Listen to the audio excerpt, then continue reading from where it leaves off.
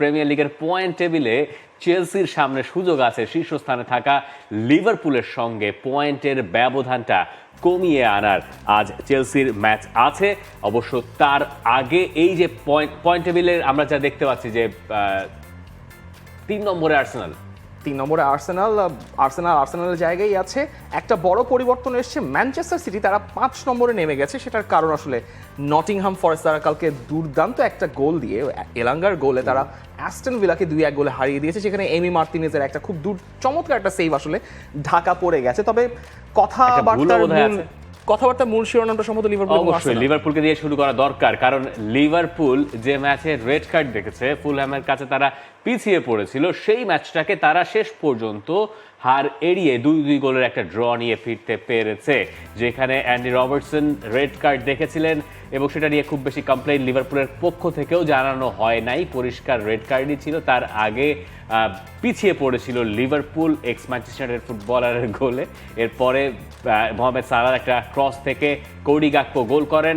আরও একবার ফুলহ্যাম এগিয়ে গিয়েছিল এবং পরে গিয়ে ডিয়েগো জোতা তিনি সমতায় ফিরিয়েছেন লিভারপুলকে। এমন একটা ড্র যেটা নিয়ে খুব একটা আক্ষেপ নাই কারো। লিভারপুলের আক্ষেপ থাকবে না, কারণ আপনি যখন 10 জনের দলে পরিণত হয়ে যাচ্ছেন তখন আপনার খেলার পুরো মোমেন্টাম চেঞ্জ হয়ে যাচ্ছে। অ্যান্ডি রবার্টসন গতকালকে শুরু থেকেই একটু শেইকি ছিলেন, তাকে 8 মিনিট একবার ফাউলও করা হয়েছিল, সেটা নিয়ে বেশ কিছু সময়ও ক্ষেপণ হয়েছে। তবে যেভাবে তিনি ফাউল করেছেন, রেড কার্ড দেখেছেন, সেটা নিয়ে কারো কোনো কমপ্লেইন নেই। কিন্তু আপনি যখন আপনার লেফটের খুব গুরুত্বপূর্ণ একজন মেম্বারকে হারাচ্ছেন, তো আপনার পুরো টিম ডাইনামিকটা চেঞ্জ হয়ে যাচ্ছে। সম্ভবত এর পরবর্তীতে স্লট 4-4-1 ফরমেশনে শিফট করেছেন। কিন্তু এই লিভারপুলকে কিন্তু আপনি ক্লপের অধীনেও দেখেছেন, যারা নিউ কাসেলের সঙ্গে গত সিজনে 2-1 গোলে ম্যাচটা জিতে এসেছিল এরকম 10 জনের দলে, এবং সেই সময় কিন্তু এরকমই বেশ অনেক আগেই তার রেড কার্ড খেয়ে কিন্তু 10 জনের দলে হয়েছিল। সো মেন্টালিটিতে কোনো পরিবর্তন আসেনি এবং ফুলহ্যামের সঙ্গে 2 বার পিছিয়ে যাবে। আপনি এই ফুলহ্যাম কিন্তু আর্সেনালকেও ভুগিয়েছে, এই ফুলহ্যাম ম্যানচেস্টার সিটিকে পর্যন্ত একদম শেষ মুহূর্ত পর্যন্ত ভুগিয়েছে, যেখানে একের পর এক চান্স মিস করেছে, জিততেই পারতো।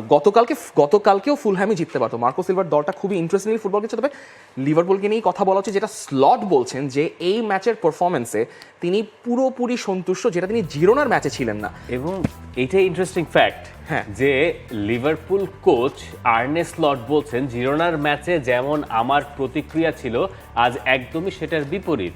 আমাদের পারফরমেন্সে খুবই সন্তুষ্ট, তবে ফলাফল মন মতো হয়নি। ঘরের মাঠে ফুলহ্যামের সঙ্গে নিশ্চয়ই আপনি পয়েন্ট হারাতে চাইবেন না। অনেক কিছু আমাদের বিপক্ষে গেছে, শুধুমাত্র আমাদের পারফরমেন্স এবং ভক্তদের সমর্থন ছাড়া। এই ভদ্রলোকই জিরোনার সঙ্গে যখন তার দল উতরে গেল, 1-0 গোলে জিতলো, তখন বললেন দলের খেলায় আমি সন্তুষ্ট না। আবার তিনি যখন দল ড্র করছেন, তখন প্রিমিয়ার লিগের পয়েন্ট টেবিলে তাদের পয়েন্টের 2টা পয়েন্ট খোয়া গেছে, তখন তিনি বলছেন না আমি দলের পারফরমেন্সে সন্তুষ্ট। এই যে সততাই বললাম এটাকে, এবং এইটা সমর্থকদের অনেক বেশি আশা দেখায়। প্লেয়ারদের ভেতরেও সঠিক জাজমেন্টটা যখন দেখে যে আমার বস যা সত্যি তাই মিডিয়ার সামনে গিয়ে বলার সাহস পাচ্ছে, তখন বোধহয় প্লেয়াররাও আরো বেশি অনুপ্রাণিত হন। এক্স্যাক্টলি, কারণ আর্নে স্লটের ব্যাপারে যে ধরনের রিজার্ভেশনস আপনার ভক্তদের ছিল, প্লেয়ারদের ছিল, সব কিছু অলরেডি চলে গেছে।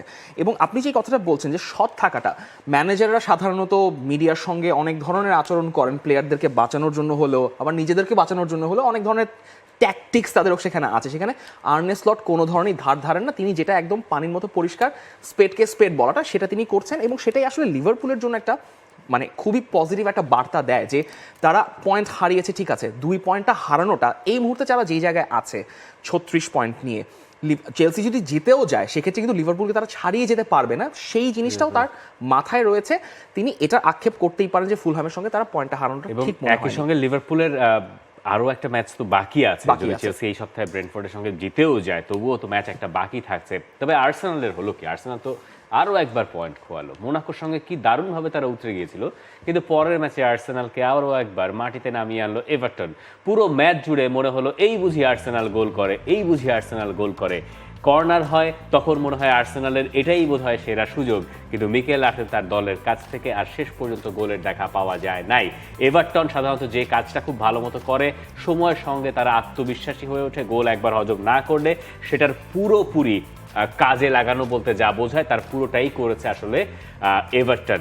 আর্সেনাল ঘরের মাঠে গোল শূন্য ড্র করেছে। আপনি যখন মানে লিগ জিততে এসেছেন, মানে আরেকটা ড্রব্যাক, আরেকটা কিন্তু মানে হ্যাঁ, মিকেল setback. আর্তেতা কি একজন ছদ্মবেশী টনি পুলিশ? কি বলেন তিনি, মানে মিকেল আর্তেতা কি বলছেন? মিকেল আর্তেতা হতাশ হয়েছেন। মিকেল আর্তেতা হতাশ হবেন না কেন? ম্যাচ জিতে না পেরে আমি খুবই হতাশ হয়েছি।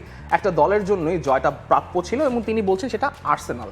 আমাদের চাওয়া অনেক স্বাভাবিক, তবে বল জালে জড়িয়ে জয় নিশ্চিত করা চাইতে বেশি কিছু আমি আমার ছেলেদের কাছে থেকে আমি আশা করতে পারি না। এখন তিনি এর চাইতে কি আশা করতে পারেন? তার মানে দল গোলটা করতে পারলো না এভারটনের সঙ্গে, যেই আপনি মোনাকোকে একদম দৌড়দণ্ড প্রতাপ দেখে হারিয়ে এসলেন, আপনি এভারটনের সঙ্গে তো একটা জয় এক্সপেক্ট করবেনই। ওদেগার্ডকে তুলে ফেলা হলো, ওদেগার্ডকে তুলে ফেলা হলো, যেটা কোনো তারপরে ট্যাকটিক্যাল ওইটা- সিদ্ধান্ত ছিল। হ্যাঁ, ওইটা নিয়ে বোধহয় অনেক আলোচনা হচ্ছে অনেক জায়গায়। আবার স্ট্রাইকিং যে সমস্যাটা, সেইটা একটা। কর্নার কিকগুলা খুব ভালো ডিফেন্ড করছে। আমি খেলাটা দেখতেছিলাম হচ্ছে, মানে খুবই অন অ্যান্ড অফ খেলা দেখছি, সামনে চালায় রেখে, মানে ফোনে চালায় রেখে লিভারপুলটাই আমি বিভিন্ন কাজ, না লিভারপুলও দেখছিলাম ওইভাবে না, আমি আর্সেনালটাই বেশি ফোকাস রাখার চেষ্টা করছিলাম, এবং আর্সেনালটা বেশি ফোকাস রাখতে বিভিন্ন জায়গায় আমার নজরও যাচ্ছিল, কিন্তু ফোকাস রাখার চেষ্টা করছিলাম।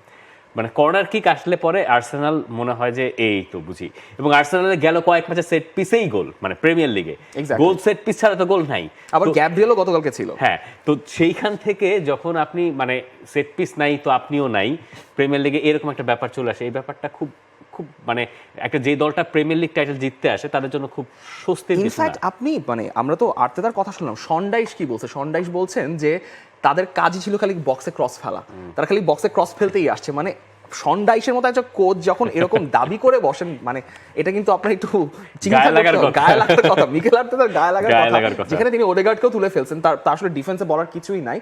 তবে আর্তেতা মানে আর্সেনালের জন্য একটা মিসড অপরচুনিটি, বড় মিসড অপরচুনিটি এটা। For more updates, subscribe to our YouTube channel and click on the bell icon. Follow us on Facebook and Instagram. Download T Sports app to enjoy exciting games and highlights. Visit tsports.com.